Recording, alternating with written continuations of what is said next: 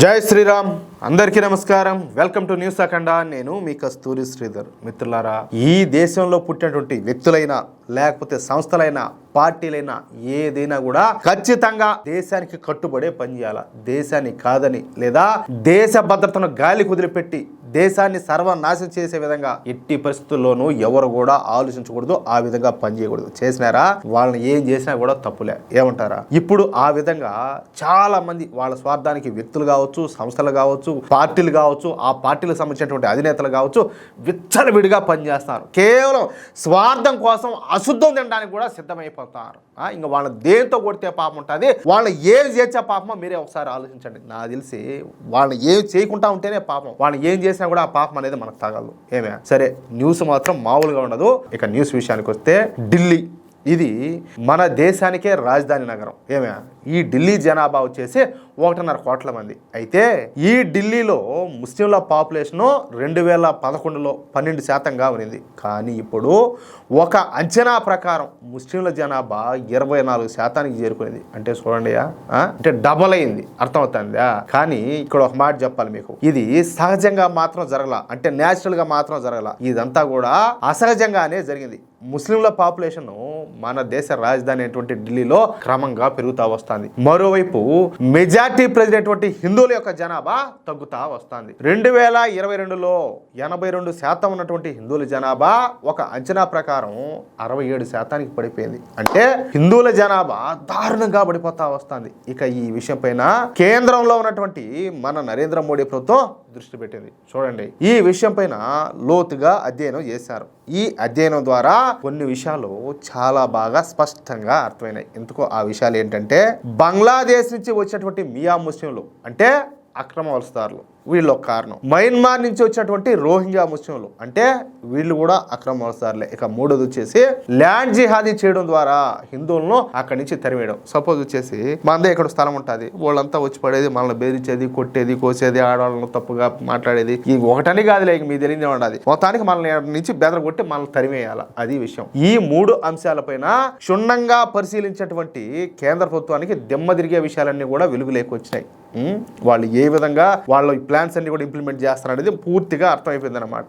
అదేంటయ్యా అంటే, ముందుగా ఈ బంగ్లాదేశ్ మియా ముస్లింలో సరిహద్దులు దాటి పశ్చిమ బెంగాల్లోకి వస్తారు. అక్కడ వచ్చేసి ఉండదు కదా, ఎవరు సూడో సెక్యులర్లకు అందరికి కూడా రాక్షస మాత అయినటువంటి మమతా బేగం ఉండదు కదా. అలాగే రోహింగ్యా ముస్లింలు వచ్చేసి సముద్ర అదేవిధంగా నదీ మార్గాల ద్వారా పశ్చిమ బెంగాల్లోకి వస్తారు. ఇక అంటే అది గర్భస్థానం అన్నమాట. ఇట వాళ్ళందరూ కూడా అది కేంద్ర బిందువు, అది పశ్చిమ బెంగాల్. ఇకపోతే పశ్చిమ బెంగాల్లో ఈ అక్రమ వలసదారులు ఫేక్ ఆధార్ కార్డులను, అదేవిధంగా ఫేక్ రేషన్ కార్డులను, అలాగే ఫేక్ ఓటర్ ఐడి కార్డులను సంపాదించి అక్కడి నుంచి వీళ్ళు ఢిల్లీకి వస్తారు. అర్థమైందా? ఒక ఢిల్లీకనే కాదు, దేశవ్యాప్తంగా పోతారు.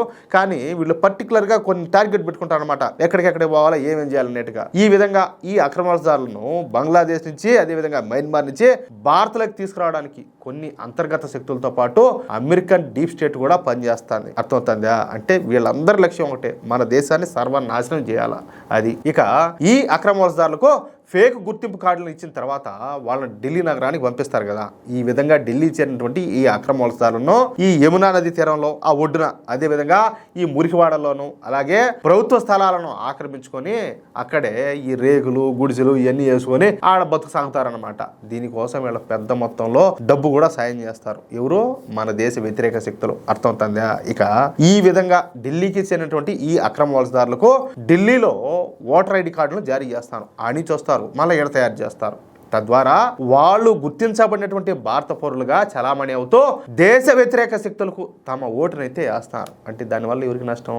మనకు నష్టం, మన దేశానికి నష్టం. అర్థమవుతుందా? ఇప్పుడు ఈ దేశాన్ని ప్రేమించిన వాడు, పక్క దేశాలను అంటే మన శత్రు దేశాలను ప్రేమించేవాడు, వాళ్ళ అడుగులకు మడుగులు ఎత్తేవాడు, వాడు అధికారంలోకి వస్తే మన దేశం ఏమవుతుంది, మన బతుకులు ఏమవుతాయి? అలాంటి వాళ్ళందరికీ లోట్లు వేస్తున్నారు. ఈ మాఫియా మొత్తానికి నాయకత్వం వహిస్తుంది సాక్షాత్తు ఢిల్లీ మాజీ ముఖ్యమంత్రి అయినటువంటి అరవింద్ కేజ్రీవాలే. ఎక్కడ? ఢిల్లీలో. ఇక ఆ దేశద్రోహ పార్టీ పేరు నేను మళ్ళా ప్రత్యేకంగా చెప్పాలన్నా, ఆమ్ ఆద్మీ పార్టీ. ఈ ఆమ్ ఆద్మీ పార్టీ తాము అధికారంలో ఉన్నటువంటి 11 సంవత్సరాల కాలంలో ఈ విధంగా 3 లక్షల మంది అక్రమ వలసదారులను ఢిల్లీకి అయితే తీసుకొచ్చానంట. ఎంతమంది? 3 లక్షల మందిని. 3 లక్షల మంది కొద్ది రోజులు ఉంటే చాలు.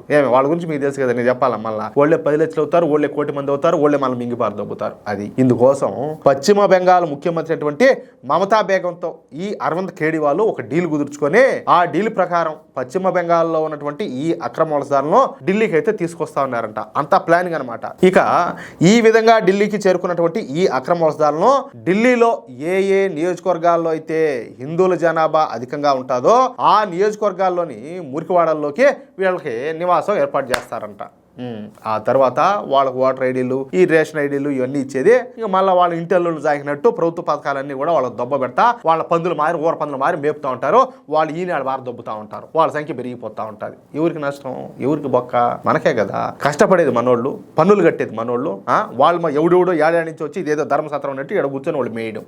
పైగా ఏంటంటే మనోళ్ళు పండుగలు చేసుకుంటే రాళ్ళు వేస్తారు, మనోళ్ళు సంతోషంగా ఉంటే చూడలేరు, దేశానికి వ్యతిరేకంగా పనిచేస్తారు, ధర్మానికి వ్యతిరేకంగా పనిచేస్తారు. అవసరం అంటే ఈ దరిద్రం అంతా కూడా మనగా. అయితే మన అదృష్టం కొద్దీ గత సంవత్సరం జరిగినటువంటి ఢిల్లీ అసెంబ్లీ ఎన్నికల్లో భారతీయ జనతా పార్టీ ఘన విజయం సాధించి ఢిల్లీలో ప్రభుత్వాన్ని ఏర్పాటు చేసింది. ఇక ఈ అక్రమ వలసదారుల మాఫియా గురించి తెలుసుకున్నటువంటి ఢిల్లీ బీజేపీ ప్రభుత్వం ఈ అక్రమ వలసదారులు ఉన్నటువంటి ప్రాంతాలను ఖాళీ చేయించి ఆ అక్రమ వలసదారులను ఏరేసే పనిలో పడింది. ఏది భీముల కదా రాళ్ళు ఏరేసినట్టు.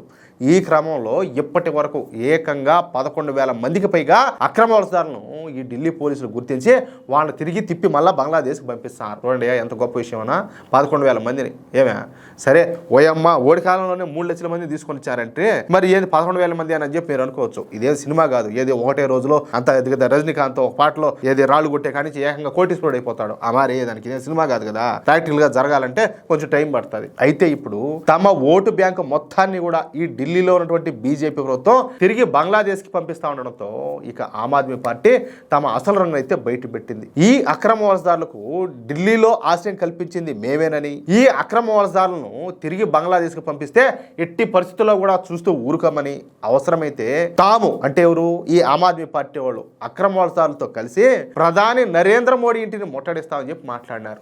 ఓరే నీ ధైర్యం, ఏం ధైర్యంరా మీక, ఏం ధైర్యంరా స్వామి మీద. ఏది వాళ్ళని ఎంట పెట్టుకొని పోయి మోడీ ఇంటిని ముట్టగిచ్చాడంట. అంతనాదే మీకు, అంతనాదే మీకు అంటాలే. ట్రై చేసి చెప్పాలా ఒకసారి, దరిద్రం వదిలిపోతుంది. ఏకంగా ఇప్పుడు పోలీసు వాళ్ళు ఎత్తుకుతున్నారు, మళ్ళీ ఎత్తకబల్లే దీని ఎక్క వాలేసి కదా పందులను పట్టేట్టు పట్టి తొయ్యడమే ఆయన ఎత్తకపోయి గుంపు లొంపంతా కూడా పేడ పోతుంది. ఆ పని చేయండి రా స్వామి, ఒక్కసారిగా పోలీసు వాళ్ళకు కూడా శ్రమ తగ్గుతుంది. అయితే ఇక్కడ ఇంకో విషయం చెప్పేదా, వీళ్ళు ఏకంగా ప్రధాని ఇంటిని ముట్టడిచ్చి ప్రధాని ఇంటినే స్వాధీనం చేసుకుంటామని చెప్పేసి ఈ ఆమ్ ఆద్మీ పార్టీ నాయకులు స్టేట్మెంట్ల మీద స్టేట్మెంట్లు ఇచ్చారు. నేను అమ్మ కొడుకు ఏం కథయ్యా స్వామి, ఏం చూడండి ఒకసారి ఆలోచించండి. మనకు చుట్టూరా ఏమి జరుగుతుందో, మనకు వ్యతిరేకంగా ఎలాంటి పరిస్థితులు నెలకొన్నాయో ఒక్కసారి ప్రతి ఒక్కరు కూడా ఆలోచించండి. అంటే ఈ అక్రమ వలసదారుల కోసం చివరికి ప్రధాని మోడీ గారికి ప్రాణహాని తలపెట్టడానికి కూడా ఈ ఆమ్ ఆద్మీ పార్టీ నాయకులు అయితే వెనకాడడంలే. అర్థమవుతుందా మీకు? దీంతో ఢిల్లీలో ఉన్నటువంటి బీజేపీ ప్రభుత్వం సీరియస్ అయిపోయింది. ఇప్పటికే ఈ అక్రమ వలసదారుల కోసం పెద్ద ఎత్తున ప్రజాధనాన్ని అంతా కూడా ఖర్చు చేయడమే కాకుండా ఇప్పుడు వీళ్ళ కోసం ధర్నాలు ర్యాలీలు చేయడం ఏందని చెప్పేసి బీజేపీ అయితే మండిపడుతుంది.